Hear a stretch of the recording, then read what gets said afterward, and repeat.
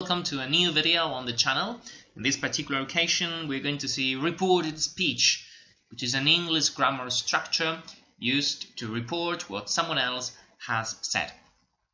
We have to be very careful because in the process of reported speech, we're going to make three different types of changes: time, place, and people.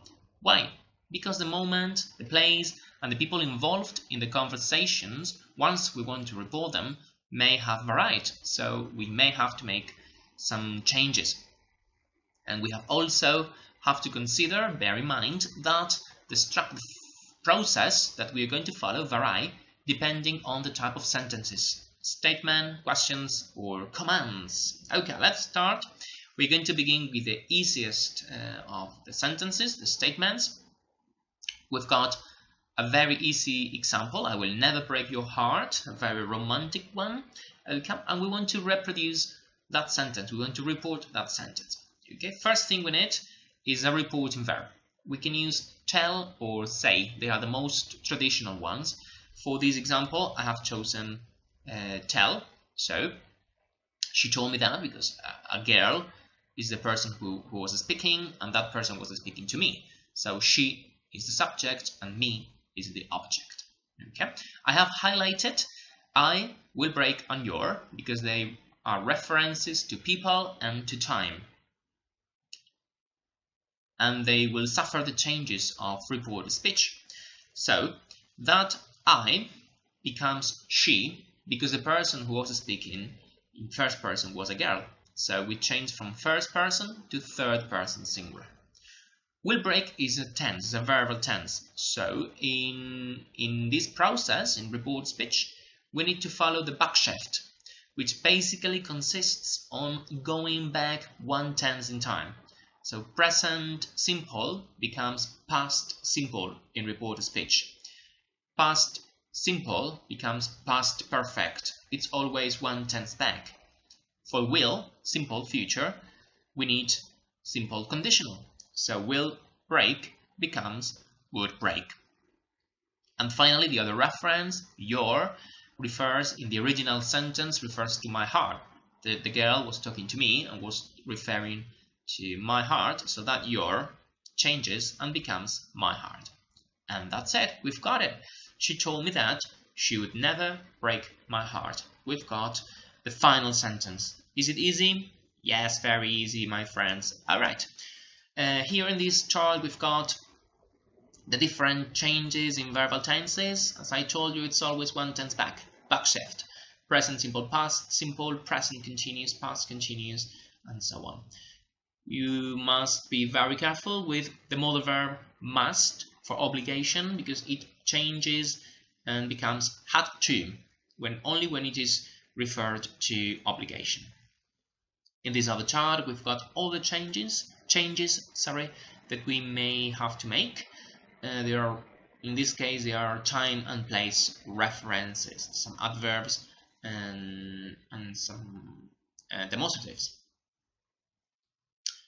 If we want to impress our listeners, if we want to use a high level in reported speech, we may use one of these verbs as a reporting verb. Instead of using say or tell, we may use one of these, and they are difficult because some of them follow specific structures. So some of them are followed by a gerund, some others are followed by to infinitive. Maybe they need a particular preposition, or maybe they place the object in a specific position.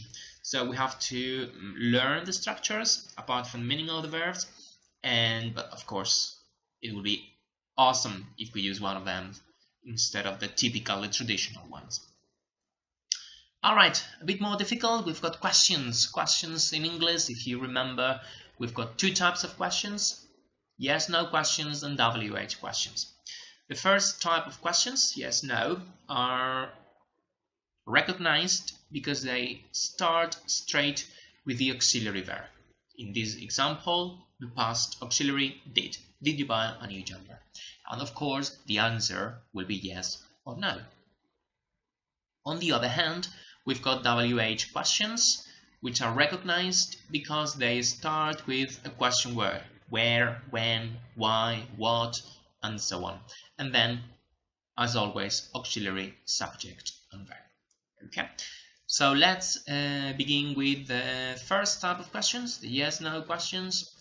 We need, of course, a reporting verb. For statements, I told you to use tell or say. For questions, traditionally we're going to use ask. So she asked me, and then we need a linker to join the main clause and the subordinate one. If the question is a yes/no question, the linker is going to be if. She asked me if.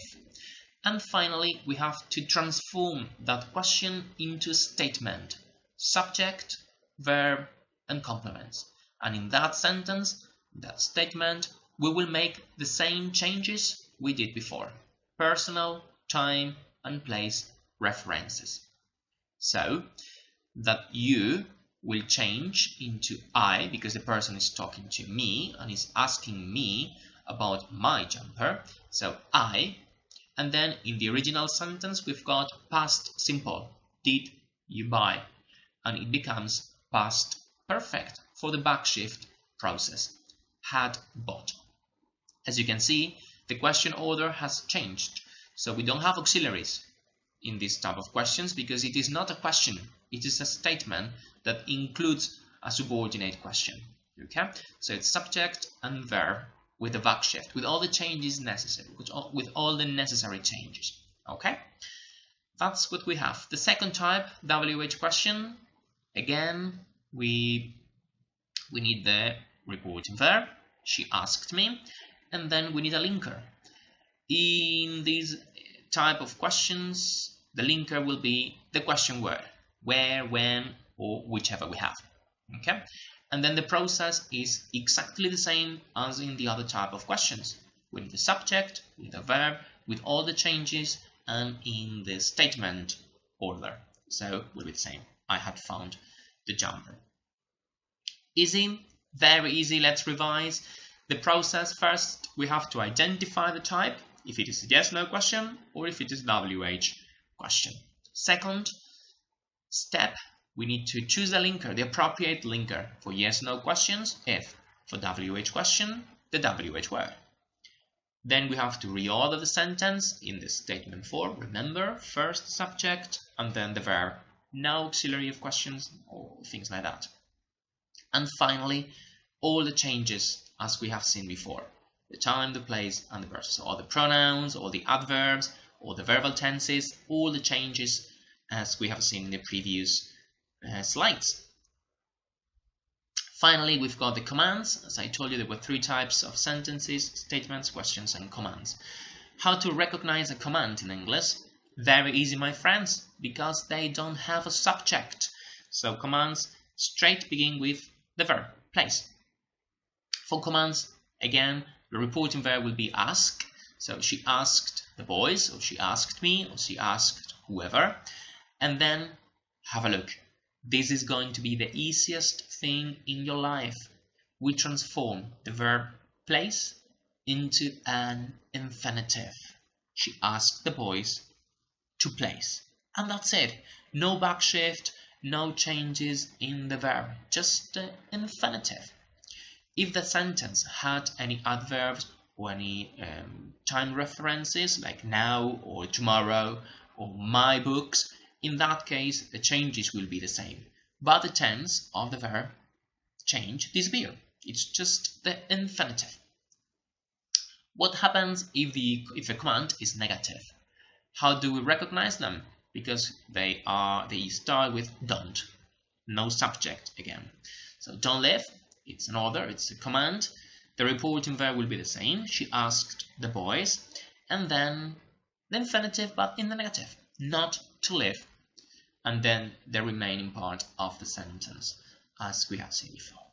Isn't it easy? Yes, my friends, this is extremely easy. We've got it. So if you have liked the video, please like it below, leave a comment if you have anything to say, and share the video. Learn. See you next video. Bye bye.